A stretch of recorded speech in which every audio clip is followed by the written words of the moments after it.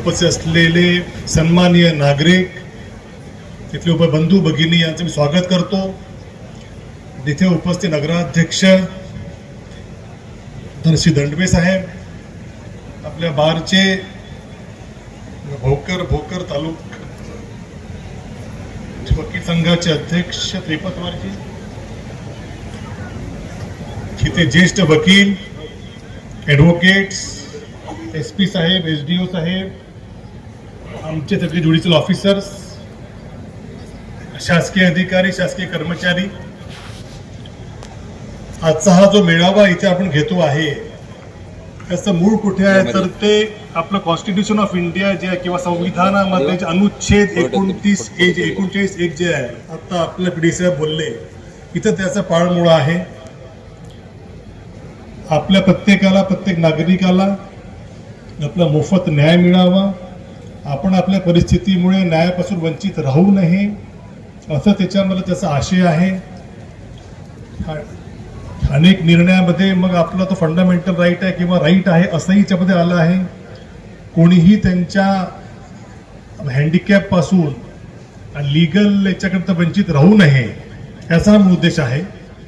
ह्या आर्टिकल पासून मग केंद्र शासनाने हा लीगल सर्व्हिसेस ऍक्ट जो आहे तो आणला आणि त्या ऍक्टच्या प्रमाणे असे विविध शिबिर घेणे, असे वर्कशॉप घेणे, असं त्याच्यामध्ये नमूद केलेलं आहे. आता हा त्याच्यात हा एक त्याचा भाग झाला. आपलं जे विधी सेवा प्राधिकरण जे आहे, national legal service authority, NALSA, state लेवलला मालसा, डिस्ट्रिक्टला DLSA आणि तालुक्याला TLSA, असे बरेचसे शिबिर घेत असतात. नॅशनल लोकदालत होत असते. आपण आपल्या केसेसचा समुपचाराने तिथे मिटाव करतो. आता या कार्यक्रमाचा मुख्य उद्देश म्हणजे जे काही घटक जे आहेत आणि ते कुठेही न्यायापासून वंचित राहू नये, जसे महिला झालं, बाल झालं, मुलं, नंतर ज्येष्ठ नागरिक, दिव्यांग, त्याच्यानंतर मजूर, लेबर, इंडस्ट्रियल लेबर, अशांना कुठेही त्यांच्या परिस्थितीमुळे ते न्यायापासून वंचित राहू नये, याच्यातला हा एक भाग आहे. त्यांच्यापर्यंत पोहोचवावं हा महामेळावाचा तो प्रयत्न आहे. आणि मी आपल्या बारच्या अध्यक्षाला विनंती करेल की आपण जास्तीत जास्त लीगल एड कसं देता येईल आपल्या जनतेला आपण बघावं.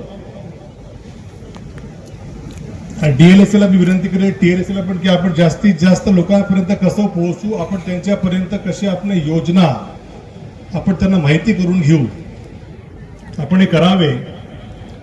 आता बरेचदा खूपशा गव्हर्नमेंटच्या स्कीम असतात, त्या आम्हाला पण माहीत राहत नाही आणि म्हणून त्या माहीत व्हाव्या याच्याकरता आजचा भव्य मेळावा आहे. आणि मला सांगण्यात आलं याच्यामध्ये 50 स्टॉल आहेत आणि तिथे शासनाच्या विविध स्कीमची माहिती आपल्याला मिळणार आहे. आपण त्याचा संपूर्ण लाभ घ्यावा.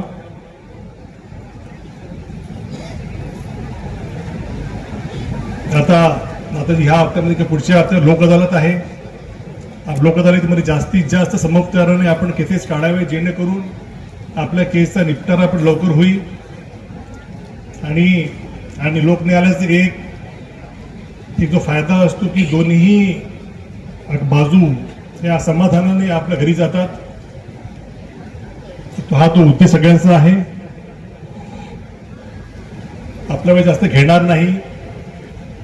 आपल्याला एकच विनंती आहे, इतके आलेले आहेत, नागरिक आलेले आहेत, आपण सगळ्यांनी प्रत्येक स्टॉलकडे जावे, तिथली माहिती घ्यावी.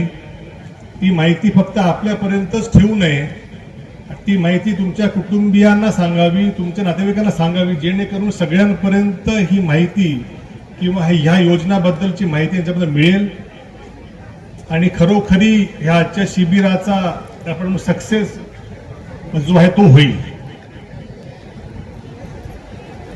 आणखी जास्त की बोलायचं नाही, कारण की वेळेचं बंधन आहे आणि बाकी मुद्दे सगळ्यांनी कव्हर केलेलेच आहेत.